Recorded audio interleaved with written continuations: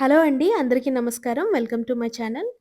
ఈరోజు పన్నీర్ బుర్జీ కర్రీ ఎలా తయారు చేసుకోవాలో చెప్తాను. ఈ కర్రీ రోటీలోకైతే చాలా బావుంటుందండి. ఎక్కువ మసాలా లేకుండా, ఎక్కువ టైం పట్టకుండా చాలా సింపుల్‌గా చేసుకోవచ్చు. చాలా తక్కువ టైంలో అయిపోయే రెసిపీ. మరి ఆలస్యం చేయకుండా ప్రాసెస్ స్టార్ట్ చేద్దామా?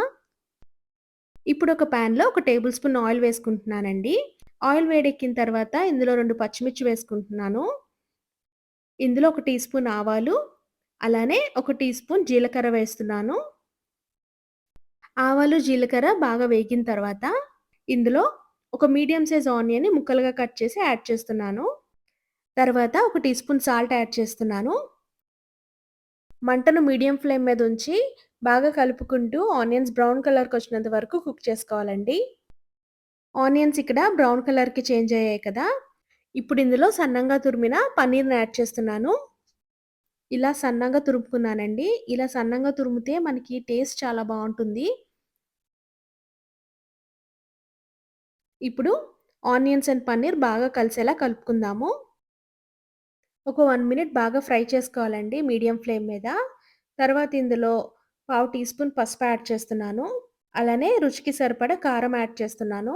ఇందులో పచ్చిమిర్చి యాడ్ చేశాం కాబట్టి కారం కొంచెం తక్కువగా వేసుకుంటున్నానండి. ఇప్పుడు ఇందులో ఒక టీ స్పూన్ ధనియాల పొడి యాడ్ చేస్తున్నాను.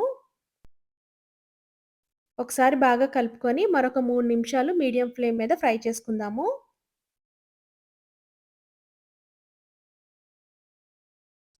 ఇలా సన్నంగా తురుముకోవడం వల్ల పన్నీర్ చాలా త్వరగా కుక్ అయిపోతుందండి.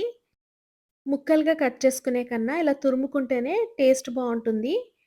పన్నీర్ బుర్జీ రెడీ అయిపోయిందండి. ఇప్పుడు కొత్తిమీరతో గార్నిష్ చేసుకొని ఒకసారి బాగా కలుపుకుందాము. చూసారు కదా! ఒక 5 మినిట్స్‌లోనే చాలా ఫాస్ట్‌గా అయిపోయింది.